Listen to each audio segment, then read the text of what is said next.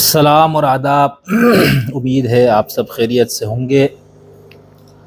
آج میں آپ کے سامنے ایک اور ٹاپک کے ساتھ حاضر ہوا ہوں، اور وہ ٹاپک ہے ابھی گزشتہ دنوں 2 دن پہلے غالباً سما چینل کے اوپر ایک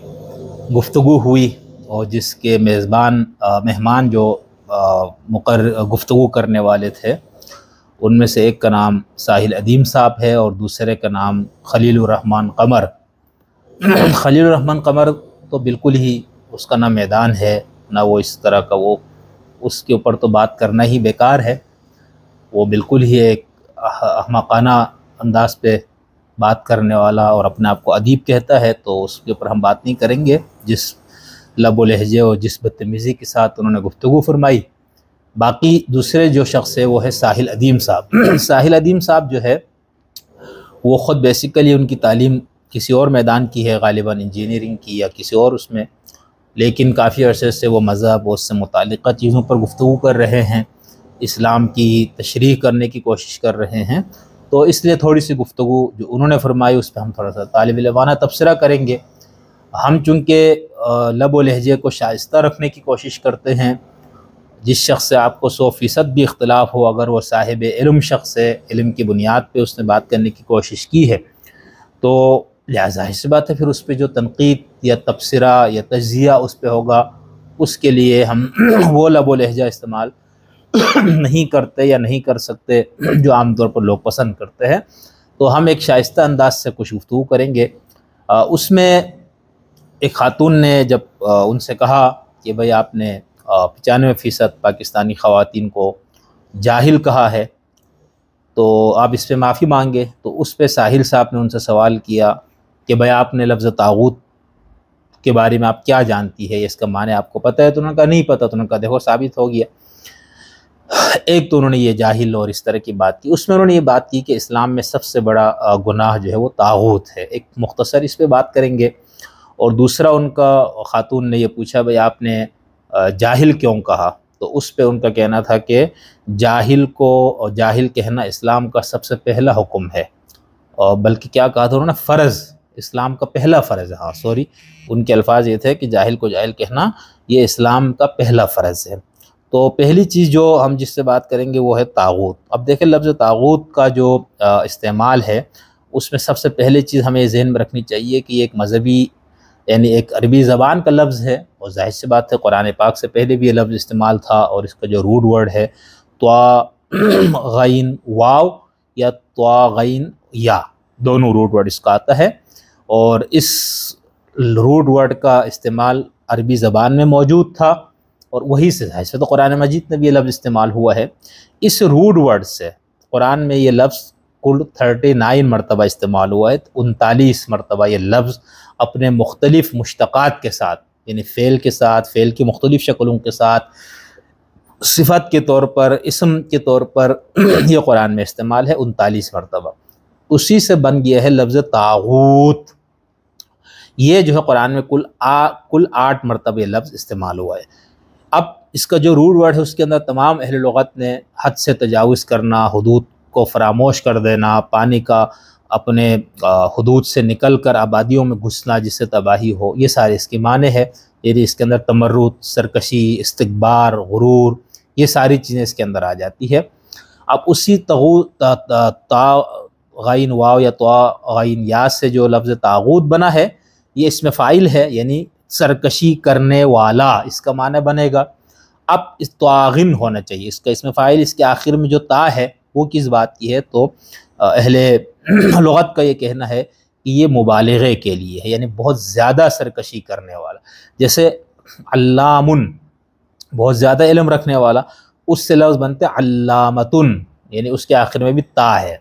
تو یہ جو تا ہے یہ مبالغے کے لیے۔ مبالغے کا مطلب کیا ہوتا ہے؟ کہ بہت زیادہ کوئی کام کا ہونا۔ مثال کے طور پر یعنی عالم تو ہو گیا اس میں فاعل، علم والا، صاحب علم، جاننے والا، لیکن جب اس کے آخر میں گول تا لگا کے اب علامہ بنا لیتے ہیں، جیسے خلیفہ کے آخر میں بھی ہے، تو وہ علامہ کا مطلب ہوتا ہے بہت زیادہ علم والا۔ اب یہ لفظ بھی ہمارے ہاں ان الفاظ میں سے ہے جس کا اطلاق ہر ایرے غیر نتھو خیرے پر کیا جاتا ہے۔ بہت سے لوگ طالب علم کو بھی کہتے ہیں تو ہم ان کو منع کرتے ہیں، بھائی یہ بہت بھاری لفظ ہے میاں، یعنی علامہ بہت زیادہ علم والا، تو ظاہر سی بات ہے کوئی بندہ اپنے بارے میں تو یہ دعویٰ کرے تو وہ تو ناقابل ہضم ہے، یعنی تعجب کی بات ہے، لیکن لوگ ہمارے ہاں استعمال کرتے ہیں۔ تو اس طرح سے یہ لفظ طاغوت بھی ہے، اور اس کے آخر میں جیسے میں نے آپ سے کہا کہ گولتا ہے وہ مبالغے کے لیے، ٹھیک ہے۔ اب یہاں پر میں آپ کے سامنے جو بات کرنا چاہ رہا ہوں، سب سے پہلے میں اس کے جیسے لغوی لحاظ سے میں 3-4 میرے پاس میں نے لغت کی کتابیں عربی، جو صرف عربی لغت سے متعلق کتابیں ہیں، ان میں سے ایک ہے معجم الفاظ القرآن الکریم، یہ جمہوریہ مصر سے یہ شائع ہوئی ہے کتاب، اور مجمع اللغہ عربیہ سے۔ اسی طرح المعجم و تفسیر اللغوی، یہ حسن عز الدین صاحب کی ہے، بہت اچھی وہ ہے لغت کی کتاب، قرآنی لغت، تمام لغت نہیں، صرف قرآنی الفاظ پر ہے، اور اس کے اندر یہ بتاتا ہے کہ یہ مادہ کیا ہے، اس مادے سے کتنے مرتبہ قرآن میں لفظ استعمال ہے۔ اور تیسری کتاب جو ہے وہ ایران سے شائع ہوئی ہے، علامہ مصطفوی صاحب کی، یہ بہت ضخیم ہے، کئی جلدوں پر مشتمل ہے، اور بہت ہی اچھی کتاب ہے۔ انہوں نے اپنے سے پہلے جو عام عربی لغت کی کتابیں ہیں ان کو سامنے رکھا ہے، پہلے یہ بتایا کہ بھئی اس لفظ کا لسان العرب میں کیا ہے، مصباح اللغہ میں کیا ہے، فلانا میں کیا ہے، معجم وسیط میں اس کے کیا کیا معنی دیے گئے، اس کے پھر یہ اپنا دیتا ہے کہ بھئی یہ سارے لغت کی کتابوں میں اس کے یہ معنی ہیں، اب میں ان سب کو سامنے رکھو تو اس کا یہ مفہوم سمجھ میں سامنے آتا ہے، اس لفظ کا یہ لغوی معنی سمجھ میں آتا ہے، پھر وہ یہ بتاتا ہے کہ قرآن میں یہ لفظ کہاں کہاں استعمال ہے۔ تو اس کتاب کا نام ہے اس لغت کا التحقیق فی کلمات القرآن الکریم، اس میں جلد نمبر 7 اور صفحہ نمبر 95 سے 100 تک علامہ صاحب نے اس پہ بحث کی ہے کہ یہ جو لفظ ہے یہ ہے کیا۔ اب اس میں یہ لکھتے ہیں کہ ظاہر ہے کہ یہ جو لفظ ہے اس طرح کا آنا آخر میں گول تا کے ساتھ، یہ فاعل ہے، اور یہ ناقص واوی سے بنا ہوا ہے، طغا یطغو سے طاغن، اور اس کے آخر میں جو تا کا اضافہ ہے جیسے علامہ وغیرہ میں یا روایت ان میں ہے، تو یہ جو ہے مبالغے کے لیے ہے۔ بہرحال علامہ صاحب لکھتے ہیں مصطفوی صاحب کہ فالطاغوت من اشتد طغیانہ، طاغوت وہ ہے جس کی سرکشی بہت زیادہ ہو جائے، وتجاوز عن الحق، سچائی سے وہ تجاوز کر جائے حق سے، ویکون مظہرا للدنیا والباطل فهو فی مقابل اللہ الحق، اور یہ خدا کے مقابلے پر بھی اس کا استعمال ہوتا ہے۔ پھر ان کا یہ کہنا ہے کہ یہ جن انس شیطان سب پر اس کے مصداق بنتا ہے، جس کے اندر یہ صفت ہے اس کے اوپر اس کا وہ بنتا ہے۔ آگے وہ لکھتے ہیں صفحہ نمبر 100 پہ فالطاغوت هو الشیطان، حقیقی طاغوت جو سب سے بڑا ہے وہ شیطان ہے، اور ومظہرہ ممن یصد عن سلوک طریق الحق ویمنع عن السیر وتوجہ للہ العزیز المتعال۔ تو یہاں پر انہوں نے لفظ طاغوت کے تمام معنی دینے کے بعد انہوں نے پھر بتایا، آگے وہ لکھتے ہیں کہ اس سے ظاہر یہ ہوا کہ طاغوت وہ ہے وہ مستغنی المستکبر، جو اپنے آپ کو بالکل کسی کا محتاج نہیں سمجھتا، متکبر ہوتا ہے، ولیس لہ فی الحقیقت غناء و کبریاء واما الجاہلون واہل الدنیا انما یتوجہون۔ تو اس طرح سے انہوں نے اس کی وضاحت کی ہے۔ تو یہاں پر میں نے صرف آپ کو یہ بتانے کے لیے کہ لفظ کا روٹ ورڈ کیا ہے، لغوی معنی کیا ہے یہ بتائے، اس کا جو لفظ طاغوت کا استعمال ہے ہم اس پہ تھوڑی سی بات یہ کرتے ہیں کہ دیکھیں ہمارے ہاں یعنی نزول قرآن سے لے کر ابھی لمحہ موجود تک جب میں آپ سے بات کر رہا ہوں، قرآن کی تفسیر کی جا رہی ہے، لکھی جا رہی ہے، ہر گروہ نے تفسیر لکھی، ہر مفکر نے، بڑے دماغوں نے اس پہ کام کیا، 20 جلدوں میں، 100 جلدوں میں، 50 جلدوں میں، 8 جلدوں میں، 2 جلدوں میں، اور دنیا میں سب سے زیادہ جو تفسیریں ہیں وہ عربی، فارسی اور اردو میں ہے، تو اس طرح سے باقی زبانوں میں بھی اس پہ کام ہو رہا ہے۔ تو اب جب ہم یہ قرآن مجید کے کچھ اصطلاحات کو دیکھتے ہیں تو ان میں اور کچھ آیتوں کے مفہوم میں حالات و زمانے کے اعتبار سے اس کے اطلاق میں اختلاف ہوا ہے، یعنی آج سے 50 سال پہلے، آج سے 100 سال پہلے، آج سے 1000 سال پہلے کسی مفسر نے جس آیت کی تفسیر کی انہوں نے شاید اپنے حالات زمانے میں بیٹھ کے اس کی تفسیر کی، آج کوئی کر رہا ہے تو یہ تو اس طرح سے اس میں تبدیلیاں بھی ہیں۔ پھر قرآن کی تفسیر کی مختلف قسمیں بھی ہم کرتے ہیں، سیاسی تفسیر، سائنسی تفسیر، انقلابی تفسیر، فقہی تفسیر، کلامی تفسیر، فلسفیانہ تفسیر، یہ بھی مختلف، فقہی تفسیر، ٹھیک ہے، تو اس طرح سے بھی ہوا ہے۔ تو ہمارے ہاں 20ویں صدی سے پہلے جو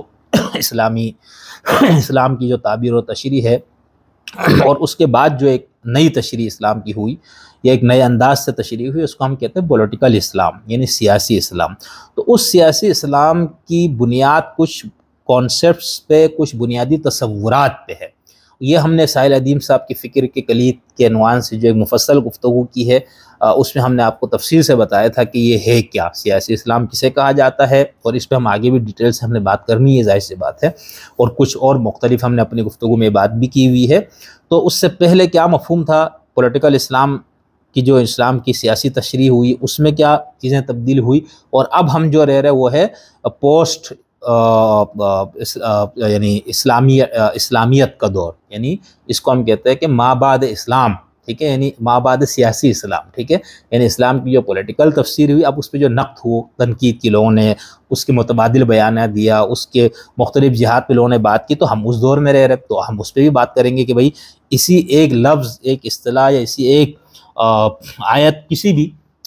کچھ آیتیں، یعنی کہ الحمد للہ والناس تک سب میں ایسا ہوا، تو ان میں سے یہ تھا کہ بھئی کلاسیکل اسلام کے اندر مختلف گروہ گزرے،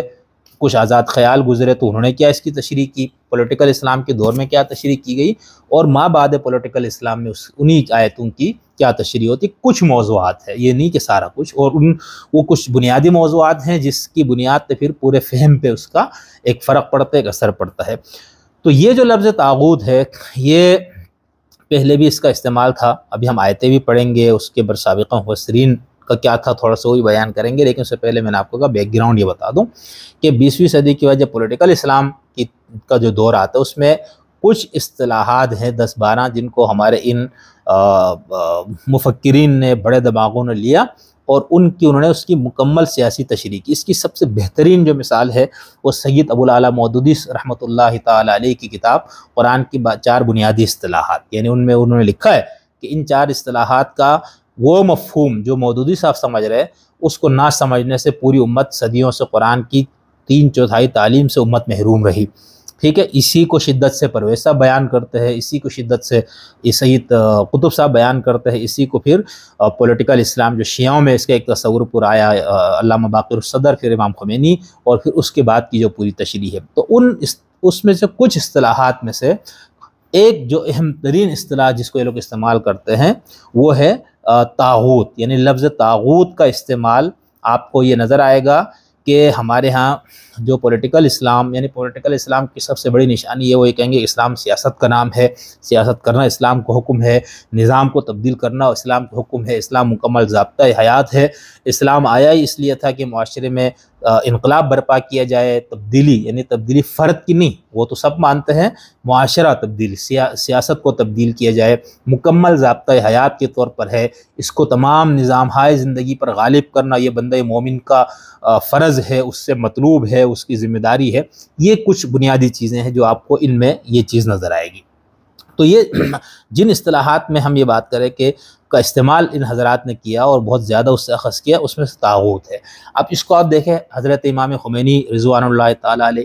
ان کی گفتگوؤں میں خاص طور پر جب وہ انقلاب کے بالکل قریب اور انقلاب کے بعد تو ہے ہی، ان کی اس میں مسلسل طاغوت کا استعمال ہوتا ہے۔ سید علی خامنئی صاحب اور جو بھی شیعوں میں اس فکر کے علمبردار ہیں، ولایت فقیہ، اسلامی نظام، اسلامی انقلاب کے، ان کے ہاں آپ کو طاغوت کا بہت زیادہ استعمال ملے گا۔ ایک دوسرا جو ہے وہ آپ کو سنی دنیا کے اندر، یعنی سنیوں میں سے ہم یہ کہیں گے کہ جن کو اہل سنت والے اپنے سے نہیں مانتے، لیکن وہ سنی بیک گراؤنڈ کے لوگ ہیں یا انہوں نے اپنے آپ کو سنیت میں شامل رکھا، ان میں آپ کو یہ بہت ملے گا، ٹھیک ہے۔ یعنی ہمارے یہاں سید ابو الاعلیٰ مودودی صاحب کی تحریروں میں بہت کچھ آپ کو اس پہ ملتا ہے۔ ڈاکٹر اسرار پہ آپ طاغوت لکھ دیں یوٹیوب پہ، آپ کو اتنی گفتگو مل جائے گی ڈاکٹر صاحب کی، مسلسل وہ بات کرتے ہیں، ان کی تفسیر جو ہے اب تو شائع ہو گئی ہے، اس کے اندر آپ دیکھیں جگہ جگہ جہاں طاغوت کا لفظ ہے ان کا ایک دم جوش اور جذبہ ظاہر ہو جاتا ہے۔ اسی طرح سید قطب کو آپ دیکھیں گے وہ بھی یہی کرتے ہیں۔ اور پھر ہمارے پاکستان میں ایک بہت بڑے شیعہ عالم دین علامہ سید جواد نقوی حفظہ اللہ تعالیٰ، آپ ان کی گفتگو سنیں، وہ میرے خیال سے کوئی ان کی گفتگو یعنی 95% جو گفتگو ہے ان کی، یعنی کہ ایک تقریر میں، یعنی ان کی ابھی تک جتنی تقریر اور تحریر ہے اس میں آپ دیکھیں تو بہت زیادہ آپ کو ہر تقریر میں یا اکثر گفتگو میں، اکثر تحریروں میں آپ کو طاغوت کا استعمال ملے گا۔ اور اب تو ہمارے یہاں یہ لفظ اس طرح سے لوگ استعمال کرتے ہیں۔ تو یہ پس منظر ہے، یہ پولیٹیکل اسلام کے ماننے والے یا اس فکر سے متاثر لوگ وہ اس لفظ کا استعمال کرتے ہیں کس مفہوم میں؟ اب وہ یہ کہتے ہیں کہ ہر وہ نظام زندگی، ہر وہ طرز زندگی، ہر وہ سسٹم جو اسلامی نہیں ہے یا اسلام کے مقابلے پہ وہ طاغوت ہے۔ لہٰذا قرآن میں جہاں طاغوت کی مذمت یا طاغوت سے لڑنے کا حکم ہے، اس سے یہ مراد ہے، ٹھیک ہے۔ ہمارے متقدمین مفسرین کے ہاں کیا تھا وہ ابھی آپ کو بتاتا ہوں۔ سب سے پہلے میں آپ کو ان آیتوں کی طرف لے جاتا ہوں جہاں پر یہ استعمال ہوا ہے، یعنی میں نے کہا کہ طا غین واو یا طا غین یا، جو اس کا روٹ ورڈ ہے،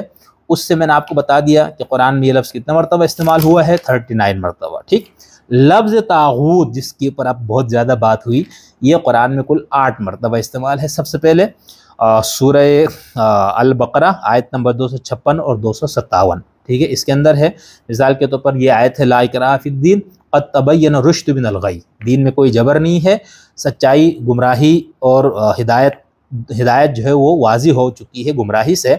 فمن یکفر بالطاغوت، تو جو طاغوت کا انکار کرے گا، ویؤمن باللہ، اور اللہ پر ایمان لائے گا، تو اس نے تھام لیا ہے ایک مضبوط رسی کو، کڑے کو، جو ٹوٹے گا نہیں۔ پھر اگلی آیت میں دوبارہ یہ آیا کہ اللہ ولی الذین آمنوا یخرجون من الظلمات الی النور والذین کفروا اولیاؤہم الطاغوت، کہ اللہ تعالیٰ ان لوگوں کے دوست ہیں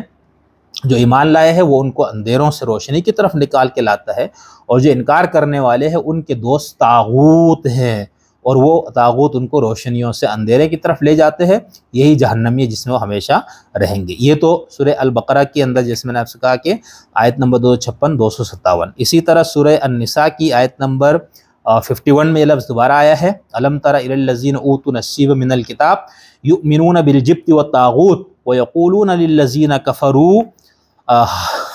ہؤلاء اہدی من الذین آمنوا سبیلا، کیا ان لوگوں کو تم نے نہیں دیکھا جن کو کتاب کا ایک حصہ دیا گیا تھا، اہل کتاب، وہ جبت اور طاغوت پر یقین رکھتے ہیں، ایمان رکھتے ہیں، اور وہ ان لوگوں کے بارے میں کہتے ہیں جنہوں نے انکار کیا، یعنی مکے کے مشرکین یا محمد کے جو مخالفین تھے ادھر عرب میں، ان کے بارے میں اہل کتاب یہ کہتا ہے یہ جو ہے نا حضور صلی اللہ علیہ وسلم کے مخالف لوگ یہ زیادہ ہدایت پر ہے۔ یہ سورہ النساء میں نے آپ سے کہا کہ اس کی آیت نمبر 51 ہے۔ پھر اسی سورہ نساء کی آیت نمبر 60 میں دوبارہ لفظ استعمال ہوا ہے، اور اسی سورہ نساء کی آیت نمبر 76 میں بھی استعمال ہو۔ اچھا، یہ جو 60 والی آیت ہے یہ سب سے زیادہ ان حضرات نے اس کو استعمال کیا ہے، ہمارے پولیٹیکل اسلام والوں نے، کیونکہ اس کے اندر ایک حکم کا لفظ بھی آ رہا ہے، تحکیم کا بھی آ رہا ہے، فیصلے کرنے کے بھی آ رہا ہے، اس کے ساتھ طاغوت، تو یہ تو پھر بنتا ہی ہے۔ آیت ہے کیا تم نے نہیں دیکھا ان لوگوں کی طرف، الم تر الی الذین یزعمون انہم آمنوا بما انزل الیک وما انزل من قبلک، ان کو نہیں دیکھا تم نے جن کا یہ خیال ہے کہ وہ آپ اس چیز پر ایمان لائے ہیں جو آپ کی طرف نازل کی گئی ہے، اور اس چیز پر جو آپ سے پہلے نازل کی گئی ہے، یعنی ان کا یہ خیال ہے کہ وہ مومن ہے۔ اب یہ کن کی بات ہوتی ہے قرآن جب اس انداز سے؟ منافقین کی بات ہوتی۔ منافق کون ہے؟ جس نے ظاہراً مذہب کو قبول کیا ہو لیکن بباطن وہ کافر ہے، اور اس کی زیادہ مذمت ہے، ان المنافقین فی الدرک الاسفل من النار، اسی لیے کہا گیا۔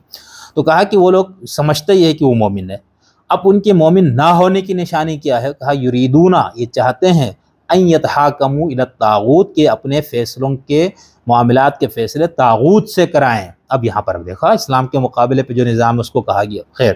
وقد امروا ان یکفروا بہ، ان کو حکم دیا گیا تھا اس کا انکار کرے، ویرید الشیطان ان یضلهم ضلالا بعیدا، اور شیطان انسان کو بہت دور کی گمراہی میں لے جانا چاہتا ہے۔ اگلی آیت جب ان سے کہا جاتا ہے، اسی سورہ نساء آیت نمبر 61، کہ تعالوا الی ما انزل اللہ الی الرسول، اس چیز کی طرف آؤ جس کو خدا نے اور اس کے رسول نے، آ جاؤ اس کی طرف جو اللہ نے نازل کیا ہے، اور رسول کی طرف آؤ، تو رأیت المنافقین یصدون عنک صدودا، آپ منافقین کو دیکھیں گے وہ آپ سے دور رہتے ہیں، آپ سے بچے رہتے ہیں۔ فکیف اذا اصابتہم مصیبۃ، اب یہ پوری آیتیں آپ پڑھتے جائیں تو یہ ساری آیتیں کلیئر، دو ٹوک واضح انداز سے، سیاق و سباق سے واضح ہے کہ یہ آیتیں کن لوگوں کے بارے میں ہیں۔ یعنی مکہ مدینہ میں حضور صلی اللہ علیہ وسلم موجود ہیں، اور وہاں پر یہودی بھی تھے اور باقی لوگ بھی تھے، وہاں پر معاملات کے فیصلے کے لیے کئی عدالتیں تھیں، ایک تو حضور صلی اللہ علیہ وسلم کی عدالت ہوتی تھی جہاں پر لوگ آ کے فیصلے کراتے تھے، اور ایک یہود کے اشراف کا بھی، کہ یہودیوں نے اپنا کوئی معاملے کا فیصلہ کرنا تھا تو ان کی طرف جاتے تھے، یعنی آزادی تھی ان کو۔ تو اس میں پھر کیا ہوتا تھا کہ جو مومن ہوگا، جس نے محمد صلی اللہ علیہ وسلم کو نبی مان لیا ہوگا، وہ کر ہی نہیں سکتا کہ اس کو یہ پتہ لگے یار یہاں سے فیصلہ میرے خلاف آئے گا، اور وہ اپنا کیس جو ہے وہ یہود کے یا کسی اور عدالت میں لے جائے۔ لیکن منافقین یہ کرتے تھے، جہاں ان کو یہ لگتا تھا کہ یہاں پر ہم سچ پہ نہیں ہے، مقدمہ فیصلہ ہمارے خلاف آئے گا، اور محمد صلی اللہ علیہ وسلم تو فیصلہ کرنے میں رعایت نہیں کریں گے کہ مسلمان کے حق میں ہے یا غیر مسلم، تو وہ منافقین کیا کرتے تھے، اپنے حق میں فیصلہ لینے کے لیے ان عدالتوں کی طرف رجوع کرتے تھے۔ یہ شان نزول وغیرہ میں ایک سے زائد شان نزول کا ذکر ہے، ایک سے زائد اشخاص کا ذکر ہے، لیکن ان سب کا بنیادی تھیم یہی ہے کہ وہ اس طرح سے۔ تو یہاں پر آپ کو یہ بات واضح ہو گئی کہ یہاں پر کن لوگوں کی بات ہو رہی، آیت نمبر 60 میں۔ اسی طرح اسی صورت کی آیت نمبر 76 یعنی 76 میں ہے کیا، الذین آمنوا یقاتلون فی سبیل اللہ، وہ لوگ جو ایمان لائے وہ خدا کی راہ میں لڑتے ہیں، اور وہ لوگ جنہوں نے انکار کیے وہ طاغوت کے راستے میں لڑتے ہیں، لہذا تم اولیاء شیطان سے لڑو، بے شک شیطان کا مکر بہت کمزور یا ضعیف ہوتا ہے۔ یہ سورہ نساء کے اندر دونوں آیتیں میں نے آپ کو سنا دی، اور سورہ المائدہ میں بھی ہے، ٹھیک ہے، وہاں پر بھی طاغوت کا ذکر ہے، آیت نمبر 60 میں وہ نہیں پڑھتا ہوں، وہاں پر خاص طور پر وہ اہل کتاب سے متعلق بات ہے۔ اور پھر سورہ النحل کی آیت نمبر 36 یعنی 36، اس کے اندر یہ ہے کہ وَلَقَدْ بَعَثْنَا فِي كُلِّ أُمَّةٍ رَسُولًا، ہم نے ہر امت میں رسول کو بھیجا، پیغام کیا تھا، ان اعبدوا اللہ، خدا کی عبادت کرو، واجتنبوا الطاغوت، اور طاغوت سے بچو۔ اب جو پولیٹیکل اسلام ہے اور جو ہمارے روایتی اسلام، اس میں لفظ عبادت پہ بھی مسئلہ ہے، یعنی جو ہمارے پولیٹیکل اسلام والے لوگ ہیں، جو یا اسلام کی سیاسی تشریح کرنے والے لوگ ہیں، ان کے یہاں عبادت کا مفہوم بھی، یعنی وہ چیزیں بھی موجود رہی جو پچھلے ہے، لیکن اس میں انہوں نے اس کے اندر اضافہ بھی کر دیا، اس کو بھی انہوں نے کہہ دیا کہ عبادت تو ہوتی اس وقت ہے جب آپ پورا نظام تبدیل کریں گے، نظام کے تبدیل کے بعد جو آپ کی زندگی وہ عبادت کی زندگی ہوگی۔ اس پہ آپ دیکھ لیجئے گا، یعنی میں یہ ہوا میں بات نہیں کر رہا ہوں، اس کے لیے آپ پرویز صاحب کو دیکھیں، بہت تفصیل سے وہ تو لفظ عبادت کی ایسی تشریح کرتے ہو، کہتے ہیں پوجا اور پرستش کی جو چیزیں ہے ہی نہیں، بس یہ صرف خدا کی غلامی اور محکومیت بے عینی، یہی چیز مودودی صاحب کے ہاں، لیکن وہ پرستش والی چیزوں کا انکار نہیں فرماتے۔ یہی چیز آپ کو سعید صاحب کے ہاں مل جاتی ہے، یہی چیز آپ کو امام خمینی کے ہاں مل جاتی ہے کہ عبادت کیا ہے، صرف یہ نہیں ہے کہ تم بس اللہ کی اپنی انفرادی زندگیوں میں اس کی غلامی کرو، اس کی اطاعت کرو یا اس کی پرستش کرو، بلکہ اس کے اندر پورا نظام ہے۔ تو یہاں پر یہ آیا کہ ہم نے ہر بستی میں رسول کو بھیج کر پیغام دیا، عبادت اللہ کی کرو۔ اب پولیٹیکل اسلام کا جو پورا پروجیکٹ ہے اس میں عبادت کا مفہوم بھی ذہن میں رکھیے گا کیا بنتا ہے۔ اس کے بعد جب کہا گیا واجتنبوا الطاغوت، تو سب کلیئر ہو گیا، یعنی ہر وہ سسٹم، نظام، طرز زندگی جو اس حکومت الہیہ کے مقابلے پہ یا اس کے مخالف ہے تو وہ طاغوت ہے، تو کہا طاغوت سے بچو۔ یہاں پر یہ آیت استعمال ہوئی، یہ ہے سورہ نحل۔ آخری جو یہ اس لفظ کا استعمال ہے وہ ہے سورہ الزمر، اور اس کی آیت نمبر 17 ہے، اس میں ہے والذین اشتروا الطاغوت ان یعبدوها، وہ لوگ جو بچتے ہیں طاغوت کی عبادت کرنے سے۔ روایتی اسلام میں طاغوت کا مطلب کیا وہ بھی بتاتا ہوں، اور اس کے اندر عبادت کا یہ مفہوم کیا تھا وہ بھی طے تھا، ٹھیک ہے، اس کے اندر حکومت یعنی خدا کی محکومیت میں آنا بھی شامل ہے، یہ نہیں کہ وہی ہے سب کچھ، لیکن وہ بھی شامل ہے۔ وہ پھر پورے گفتگو ہے نا کہ اس پہ ہم نے بات کی، ہماری پوری کتاب بھی اس کے اوپر ہے۔ تو کہا کہ وہ لوگ جنہوں نے اجتناب کیا طاغوت سے کہ اس کی عبادت کرے، اس کی پرستش کرنے سے جنہوں نے اجتناب کیا اور خدا کی طرف انہوں نے رجوع رکھا، لہم البشرا، ان کے لیے خوشخبری ہے، لہٰذا میرے بندوں کو خوشخبری دو۔ سورہ الزمر آیت نمبر 17۔ چلے میرے خیال سے میں سورہ اس مائدہ کی اس آیت کو میں چھوڑ رہا تھا، میں پڑھ دیتا ہوں تاکہ یہ پورے ایک ریکارڈ میں آ جائے۔ وہ ہے سورۃ المائدہ آیت نمبر 60، سورۃ نمبر 5۔ قل هل انبئکم بشر من ذلک مثوبۃ عند اللہ، پیچھے سے جو بات چلی آ رہی، کہا کیا اس سے بری چیز ہم بتائیں تمہیں خدا کے ہاں بدلے کے لحاظ سے، من لعنہ اللہ، وہ جس پہ اللہ کی لعنت ہوئی، وغضب علیہ، اللہ نے جس پہ غصہ کیا، وجعل منہم القردۃ والخنازیر، اور خدا نے ان نے بندر اور خنزیر بنا دیے، وعبد الطاغوت، اور جس نے طاغوت کی عبادت کی، پرستش کی، یہ شر مکان اور اضل عن سواء السبیل۔ تو یہ ہے وہ آیتیں جس کے اندر لفظ طاغوت کا استعمال ہے۔ امام رازی رحمۃ اللہ علیہ اپنی تفسیر میں سورہ نساء کی آیت نمبر 60 کی تشریح میں لکھتے ہیں کہ طاغوت کے کیا معنی ہیں، تو اس میں وہ لکھتے ہیں کہ مفسرین سے اس بارے میں 5 اقوال منقول ہیں۔ نمبر 1، عمر، مجاہد اور قدادہ کے نزدیک طاغوت سے مراد شیطان ہے، اور اس پہ جمہور کا یہی موقف ہے۔ نمبر 2، سعید بن جبیر، ان کے نزدیک طاغوت سے مراد اس آیت میں خاص طور پر آیت نمبر 60 میں جہاں یہ کہا کہ یہ لوگ اپنے فیصلے طاغوت سے کراتے، تو کہا کہ ان کے نزدیک کاہن ہے، یعنی عرب معاشرے میں کاہنوں کا بھی ایک پورا طبقہ موجود ہوتا تھا جن کا یہ دعویٰ ہوتا تھا کہ ہم غیب کی خبریں لا کے آپ کو دیتے ہیں۔ تیسرا ہے سعید بن جبیر، ان کا بتا دیا۔ ابو العالیہ کے نزدیک اس سے مراد جادوگر ہے، اور کچھ مفسرین کے نزدیک اس سے مراد بت ہے جن کی پرستش کی جاتی ہے۔ امام راغب لکھتے ہیں کہ طاغوت سے مراد ہر سرکش انسان اور جن ہے، اور ہر وہ شخص جو سرکشی کرے، اور ٹھیک بات یہی ہے کہ اس سے مراد مذکورہ بالا تمام چیزیں ہیں جب سے سرکشی کا باعث بنے، یعنی کیا شیطان بھی ہے، کاہن بھی ہے، جادوگر بھی ہے، بت بھی ہے، اور جیسے ہم نے آپ کو لغوی تشریح کرتے ہوئے آپ کو بتایا۔ پھر اس کا شان نزول پورا موجود ہے، پھر اس آیت کا پورا سیاق و سباق ہے، تو اس پورے کو آپ سامنے رکھیں، ٹھیک ہے۔ مثال کے طور امام راضی اپنی تفسیر کبیر میں لکھتے ہیں کہ 4 شان نزول اس کے بیان کیے گئے ہیں۔ نمبر 1، کعب بن اشرف، سورہ نساء کی آیت نمبر 60 میں طاغوت سے کیا مراد ہے، کہا کہ اس سے کعب بن اشرف مراد ہے، یہودیوں کا سردار۔ اس معاملے میں مشہور شان نزول ہے جس میں وہ ایک حضرت عمر کے ہاتھوں ایک آدمی کا جو قتل ہوا اور فلاں، ایک پوری ایک روایت موجود ہے آپ کے ہاں۔ نمبر 2، بتوں کا خود ساختہ ترجمان، ٹھیک ہے، یعنی ایک آدمی بتوں کا خود ساختہ ترجمان بنا ہوا تھا، ایک منافق اپنا معاملہ اس کے پاس فیصلہ کرنے کے لیے لے گئے، لہٰذا وہ بندہ طاغوت ہے جو بتوں کا ترجمان بنا ہوا تھا۔ نمبر 3، بت، لوگ بتوں کے آستانوں پر تیر کے ذریعے فیصلے لیتے تھے، لہٰذا اس کی روح سے طاغوت سے مراد بت ہے۔ نمبر 4، منافقین ایک معاملے کا فیصلہ حضور اکرم کے بجائے ایک کاہن سے کرانا چاہتے تھے، لہٰذا یہاں طاغوت سے مراد وہ کاہن ہے۔ اس کے بعد امام راضی نے اپنا تفسیر بھی اس میں جو بیان کیا وہ یہ ہے۔ مثال کے وہ کہتے ہیں کہ تمام مفسرین کا اتفاق ہے کہ یہ آیت کچھ منافقین کے بارے میں نازل ہوئی ہے، پورا سیاق و سباق دیکھے تو واضح ہوتا ہے۔ کچھ لوگوں کی کوشش تھی کہ اپنے معاملات سرکش لوگوں کے پاس فیصلے کے لے جائے اور حضرت محمد کی طرف نہ لائے جائیں۔ اگر کوئی شخص حضور کے فیصلوں پر راضی نہ ہو اور آپ کے مخالف سرکشوں کے پاس فیصلے کے لے جائے تو یہ کفر ہوگا۔ اگر کوئی شخص حضور اکرم کے حکموں میں سے کسی حکم کو رد کرتا ہے تو یہ شخص دائرہ اسلام سے خارج ہو جائے گا، ٹھیک، بالکل۔ یعنی آپ یہ سوچئے کہ اب آپ کیا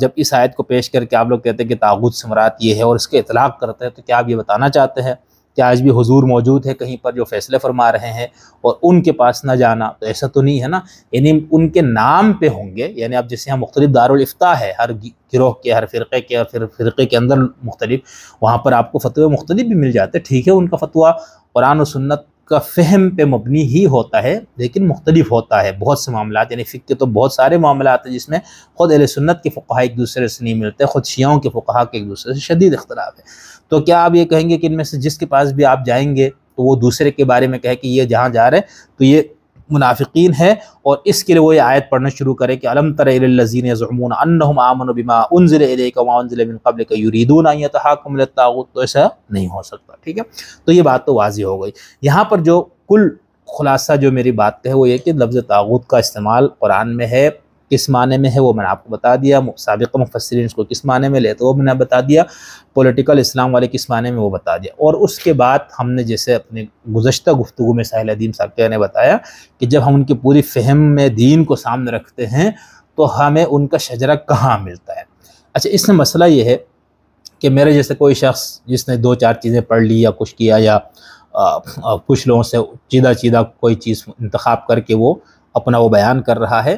تو اس کے لیے پھر بہتر یہ ہے کہ ہم اصل سورس پہ جائیں۔ یعنی اگر ساحل ادیم صاحب نے ابھی ان کی گفتگو جس میں اسامہ وغیرہ کی بھی تعریفیں کرتے ہیں، پارلیمنٹ کو قبضہ کی بات کرتے ہیں، پورے سسٹم کو یہ کرنے کی، خلافت کی، یہ سب چیزیں ان کی گفتگو میں ہے نا، تو بھائی یہ چیزیں کہاں سے آ رہی ہیں؟ ٹھیک ہے، یہی چیزیں پھر جا کے داعش کی شکل میں دہشت گردی یا انتہا پسندی کی شکل میں TTP کو لے کے گھوم رہے، اور اسی بنیاد پہ وہ حملے کرتے، ظاہر سی بات ہے، اور اسی کی طرح بوکو حرام تھا، اسی طرح القاعدہ کے اندر بھی یہ چیز بات میں یہ ساری آئی، پھر الاخوان پورا، پھر مصر کے اندر جماعت التکفیر والہجرہ، اور ایران اپنا عراق کے اندر حزب الدعوہ کی پوری تحریک۔ تو یہ سب یہی تھا کہ ہم نظام کو اس کو الٹ کر اسلام کا نظام لائیں گے، اسلام کا انقلاب لائیں گے، اور اس کی بنیاد پہ جن چیزوں کی اس کی بنیاد رکھی گئی ان میں سے ایک یہ چیز تھی، ٹھیک ہے۔ تو اب اگر کوئی شخص ہمیں پتہ لگتا ہے بھئی یہ جو بات کر رہا ہے اس کا شجرہ نسب فلانا شخص سے ملتا ہے، علمی وہ نہیں، نسبی نہیں،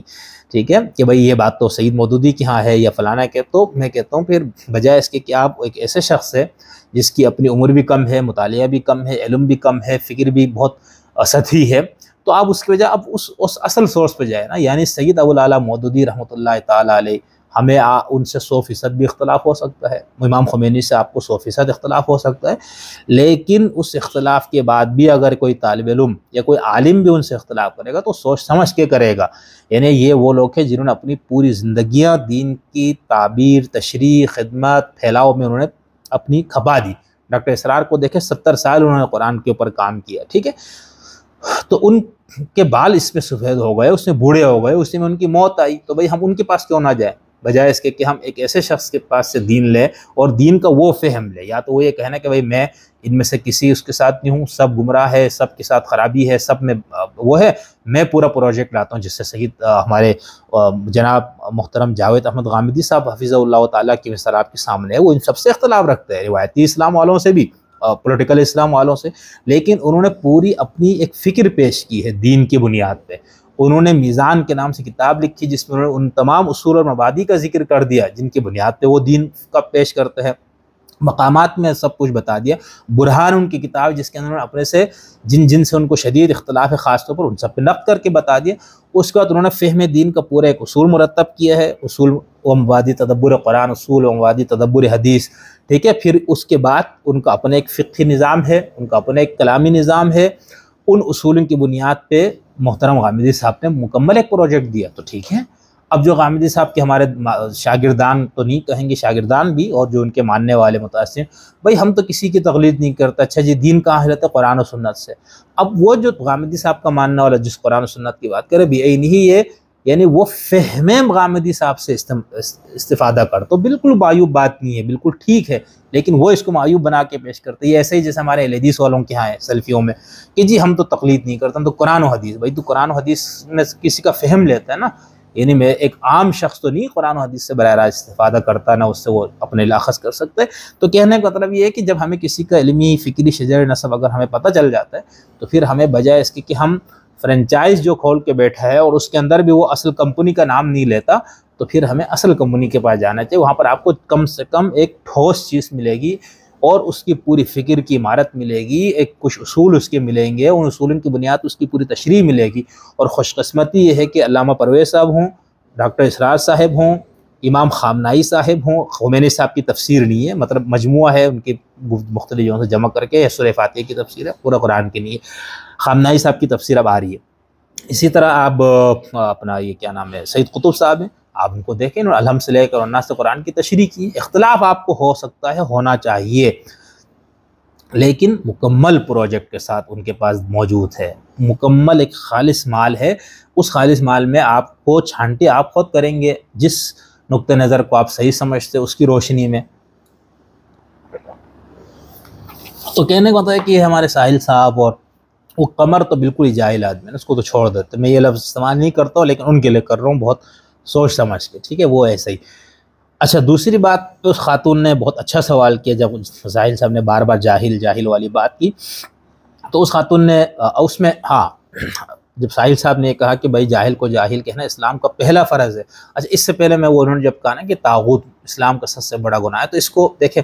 میں نے کچھ لوگوں کو سنا وہ کہتے ہیں یہ کہ عجیب بات ہے، گناہ کہاں سے ہو گیا. دیکھیں، یہ لوگ جس مفہوم میں طاغوت کو استعمال کرتے ہیں وہ شرک کے مفہوم میں، اور شرک سیاسی حاکمیت، خاص فوکس اس پہ ہے، کیونکہ ایک مسلم معاشرے میں بت پرستی مسلمان نہیں کرتا. باقی بھی جو بریلوی یا شیعوں کے بارے میں کہا جاتا ہے تعزیہ پرستی، قبر پرستی، تو وہ نہیں مانتے. وہ کہتے ہیں کہاں یہ عبادت تھوڑا ہی ہے، یہ تو توسل ہے اور ایک تبرکات، وہ ایک الگ بحث میں. ٹھیک ہے نا، یعنی ان کے ہاں یہ چیز اس طرح سے نہیں ہے جس طرح پیش کی جاتی ہے. تو اسی طرح یہاں پر تو یہ جو صاحب ہے، نہیں، ان خاتون نے جب کہا کہ بھائی آپ نے 95% خواتین کو اب میں جاہل لفظ کے اس میں نہیں جا رہا ہوں کہ قرآن میں یہ لفظ کہاں استعمال ہے، کس معنی میں ہے، صرف ناواقفیت کے معنی میں ہے، یا ہم اردو میں اس کو ایک بہت منفی معنی میں اس میں ہے. اور اسی سے عرب جاہلیہ کا پورا ایک اصطلاح ہے، اس پہ بھی اختلاف ہے کہ جاہلیہ کیوں کہا گیا اسلام. ہم اس پہ بھی بحث نہیں کریں گے، بعد میں کریں گے کسی موقع پہ. تو اس کے اندر ان صاحب نے یہ جو طاغوت کو انہوں نے کہا کہ تو کچھ لوگوں نے اس کو یہ کہا یہ سب سے بڑا گناہ کیسے ہو گیا. تو جب یہ شرک کے مفہوم میں لیں گے تو یہ سب سے بڑا گناہ صاحب اس مفہوم میں لے رہے ہیں، اور ان کے پولیٹیکل جو اسلام کی فہم ہے اس کی روح سے بالکل ٹھیک ہے. یعنی جمہور امت اس وقت شرک کے حاکمیت میں مبتلا ہے. ٹھیک. دوسرا، شرک کو کبیرہ گناہ سب لوگ مانتے ہیں، اور اگر آپ یہ کہیں کہ نہیں یہاں پر طاغوت سنت بت پرستی ہے یا باقی چیزیں خدا کے علاوہ کسی کی عبادت، تو سب سے بڑا گناہ ہے. یعنی شرک سب سے بڑا گناہ جو کہا گیا وہ ہے یہ، اس مفہوم میں انہوں نے یہ بات کی. وہ تناظر یعنی جس میں بات کی تھی وہ صحیح تھی بات. لیکن یہ کہنا کہ بھائی اب چونکہ ہمارے ہاں گناہ کی ایک لسٹ ہے، کچھ عقائد سے متعلق ہے، کچھ اخلاق سے، کچھ فقہ کی احکام سے متعلق، تو لوگ اس کو گڑمڑ کر کے بیان کرتے ہیں اس کو گناہ کیسے کہہ دیا. تو یہ ایک ہو گیا. دوسری بات، جب اس خاتون نے کہ بھائی آپ نے جاہل کہا اس کی معافی مانگو، تو ساحل صاحب کہتے ہیں کہ اسلام کا پہلا فرض ہے. اب یہ عجیب بات تھی ہمارے ایک طالب علم ہونے کے ناطے، بھائی یہ کہاں سے آ گیا یعنی یہ کہاں ہے کہ جاہل کو جاہل کہنا اسلام کے اندر پہلا فرض ہے، پہلی بات۔ دوسرا ہے کہ وہ حکم کدھر ہے؟ تو اس خاتون نے بہت اچھا کیا کہ ان سے کہا یہ کس بنیاد پہ آپ کہہ رہے ہیں، کہاں لکھا ہے کہ اسلام میں یہ ہے؟ اب اس پہ جو آیت وہ پیش کر رہے وہ بالکل ہی عجیب بات، یعنی هل يستوي الذين يعلمون والذين لا يعلمون، یا هل يستوي الاعمى والبصير، جو ہے نا کہ کیا جاننے والے نہ جاننے والے برابر ہو سکتے ہیں، اندھے اور بہرے دیکھنے والے؟ تو بابا اس میں یہ تو نہیں کہا نا کہ جو جاہل اس کو جاہل کہنا اور یہ فرض ہے۔ اور فرض دیکھیں ایک فقہی اصطلاح ہے، اصول فقہ میں کی اصطلاح ہے کہ فرض کیا ہوتا ہے، یعنی آپ کسی مسلمان سے فرض کے طور پر کیا چیز اس سے مطالبہ کریں گے، بھئی یہ تم پر فرض ہے خدا کی طرف سے، ٹھیک ہے؟ ایسا نہیں کہ آپ کو جو چیز آپ کے فہم میں آ جائے آپ نے اس کو فرض کر دیا، یہ ایسا ہی ہے جیسے ہمارے اقامت دین کو فرض کیا، فرض عین، اور اس کے ساتھ ساتھ یہ نصب العین، بندہ مومن کی زندگی کا مقصد، یہ سب کچھ قرار دیا گیا۔ تو یہ ساری چیزیں ہیں جو یہ لوگ اس طرح سے کرتے ہیں۔ تو اس لیے میں کہتا ہوں جب آپ یہ دین اور اس طرح کی چیزیں اگر اس فہم کو لینا ہے جو ساحل صاحب ہمارے محترم پیش فرماتے ہیں، تو پھر آپ اوریجنل، آپ کے پاس مواد موجود ہے، سورس موجود ہے، جماعتیں موجود ہیں، تنظیمیں موجود ہیں، اس کو پڑھانے والے موجود ہیں، تو آپ ان سے لیں۔ تو بہر یہ چند گزارشات تھی۔ تو یہ جو بات انہوں نے کی کہ جاہل کو جاہل کہنا فرض ہے، اسلام کا پہلا فرض، بالکل بے بنیاد بات انہوں نے فرمائی ہے۔ یہ ہم بصد احترام ان سے یہ بات کہہ رہے ہیں کہ بالکل بے بنیاد ہے۔ جب آپ ہمیں مذہب کے اوپر خاص طور پر، باقی چیزوں پر بھی انسان کو بہت سوچ سمجھ کے کرنا چاہیے، تحقیق کر کے سارے جہات کو دیکھنا چاہیے۔ دیکھیں ہم تو ایک طالب علم ہیں، ان بڑے بڑے لونس کے سب میں ہم اپنے آپ کو شامل ہی نہیں سمجھ سکتے، لیکن جب بھی ہم پورا مدرسے کی تعلیم ہے، پھر university, M Phil, P H D, یہ ساری چیزوں سے ہم الحمدللہ، لیکن اس کے باوجود بھی ابھی بھی ہمیں کسی ایک ایسے موضوع پر بھی بات کرنے کے لیے کوئی کہے تو مجھے اس پہ پریشانی ہو جاتی ہے کہ بھئی اس موضوع سے متعلق میں اس کے تمام جہات کو تو دیکھوں۔ یعنی اگر میری گفتگو سن کے کوئی ایک شخص اپنی رائے بنا لیتا ہے یا اس کو کوئی بات میری اچھی لگتی ہے تو مجھے کم سے کم ذمہ داری یہ ہونی چاہیے، احساس کہ بھئی میں بات کروں تو حوالے سے کروں اور سوچ سمجھ کے۔ اس کے باوجود بھی انسان غلطی اس سے ہوتی ہے، لیکن یہ تو بہت زیادہ ہوا ہے نا کہ آپ نے گلی محلے یا ہم کیا کہتے ہیں وہ تھڑے پہ بیٹھ کے ہم بابا یہ تو فرض ہے، بابا یہ تو یوں ہے، اس طرح نہیں۔ آپ ایک قومی نیشنل ٹیلی ویژن پہ بیٹھ کے لاکھوں لوگوں کو، اب تو کروڑوں لوگوں نے اس کو دیکھ سن لیا ہوگا، تو یہ فرض، واجب، مستحب، سنت، سنت مؤکدہ، مباح، یہ ساری اصطلاحات ہیں۔ ان اصطلاحات کے پیچھے مکمل ایک فکر ہے، مکمل اصول ہیں، جن اصولوں کی بنیاد پہ یہ چیزیں ہوتی ہے، اس طرح سے نہیں۔ بہرحال یہ کسی نے اس کو فرض نہیں کہا ہے، ٹھیک ہے؟ نہ اس آیت سے ثابت ہوتا ہے۔ آیت سے کیا ثابت ہوتا ہے؟ کیا جاننے والے نہ جاننے والے برابر ہو سکتے، بات ختم ہو گئی۔ تو خیر یہ ہم نے کہا کہ کچھ بات آپ کے سامنے طاغوت سے متعلق خاص طور پر ہو جائے، تو پھر انشاءاللہ آپ سے دوبارہ ملاقات ہوتی ہے۔ ہم نے کچھ بڑے اہل علم اسکالر سے بھی گفتگو کے ایک سلسلہ شروع کیا، دوستوں نے اس کو پسند کیا ہے۔ تو اگر آپ کو ہماری بات پسند آتی ہے یا جن لوگوں کو ہم بلاتے ہیں آپ کو لگتا ہے ان سے آپ کو کچھ علم اور فکر میں اضافہ ہو رہا ہے، اور ہم پوری دیانتداری سے کوشش کرتے ہیں کہ مذہبی، مسلکی، نظریاتی ہر لحاظ سے ہمارا اپنا کوئی مذہب، مسلک، نظریہ جو بھی ہوگا، گفتگو میں ہماری یہ کوشش ہوتی ہے کہ ہم جو نقطہ نظر جس کو اس کو اسی کے ماننے والوں کی زبان سے پیش کریں یا پھر ان کے اوریجنل سورسز سے پیش کریں، ٹھیک ہے؟ تو غیر جانبداری کی پوری کوشش ہوتی ہے، ہمدردانہ انداز سے گفتگو کرنے کی پوری کوشش ہوتی ہے، اور بالکل اس طرح مرچ مسالہ نہیں، ورنہ بہت مواد ہے بابا مرچ مسالے کے لیے، ٹھیک ہے؟ اور یہ ہم فرقوں کی جو مسائل ہے اس پہ بھی ہم جب بات کرتے ہیں تو ہم صرف تصویر کا دوسرا رخ بتانا چاہتے ہیں کہ بابا آپ نے اگر اس کو اس طرح سمجھا ہو کہ یہی ہے تو آپ کے مقابلے پہ بھی ایک نقطہ نظر ہے، اس کی بھی دلائل ہیں، وہ بغیر دلیل کے اس کے پاس مذہب نہیں ہے۔ تو یہ ساری چیزیں ہیں جو ہم نے جس مقصد کے لیے شروع کیا، انشاءاللہ کہ ہم کچھ ہندو اسکالرس کے بھی انٹرویو کریں گے، کچھ سکھ والوں سے بھی کریں گے، بدھزم کے ہم تلاش کر رہے کوئی پائے کا گیانی عالم مل جائے جو ہمیں بتائے کہ بھئی یہ ہے کیا۔ اسی طرح احمدی کسی مبلغ کو ہم تلاش کر رہے ہیں، اس سے بات ہو۔ ابھی احمد الکاتب صاحب سے انشاءاللہ 3-4 نشستیں ہوں گی، اور بہت سارے لوگ، احمد جاوید جیسا بندہ جو میری بہت بڑی خوش قسمتی ہے کہ انہوں نے ہمیں ٹائم دیا، ڈاکٹر سعید محسن نقوی آیت اللہ، ٹھیک ہے؟ ان کی جو علمی کام ہے وہ آپ دیکھیں، انشاءاللہ اس کی کوئی نظیر نہیں ملے گی آپ کو اپنے شیعہ اس میں، لیکن بہرحال اس طرح تو ان کا ہمیں ٹائم ملا، بہت زیادہ ہم ان کے ممنون اور مشکور ہے۔ ابھی ہم 2-3 اور مختلف مسالک کے علماء سے بھی ٹائم لے رہے ہیں، اور جس کے اندر ہم سوالات علمی رکھنے کی کوشش کریں گے، اور پھر اس شخص کا موقع ہم لیں گے، اس مسلک کا لیں گے، بھئی اس میں کیا ہے۔ تو اس طرح کا ہے، اگر آپ کو یہ پسند ہے تو آپ شاید لائک بھی کریں، کامنٹس بھی لکھا کریں، برا کہنا ہے، بلا کہنا لازمی کہا کریں، اور اس کے ساتھ ساتھ شیئر بھی کیا کریں اپنے دوستوں کو، احباب کو، رشتہ داروں کو، جن لوگوں کے بارے میں آپ کو پتہ ہے کہ وہ اس ذوق کے ہیں یا اس قسم کی موضوعات کو پسند کرتے ہیں، تو یہ کریں، ٹھیک ہے؟ تو بس یہ آپ کا ہمارے ساتھ ایک تعاون بھی ہوگا اور اس چینل کا سلسلے کو جاری رکھنے کا بھی ایک ذریعہ بنے گا۔ تو پھر دوبارہ آپ سے ملاقات ہوتی ہے، والسلام علیکم، بہت بہت شکریہ۔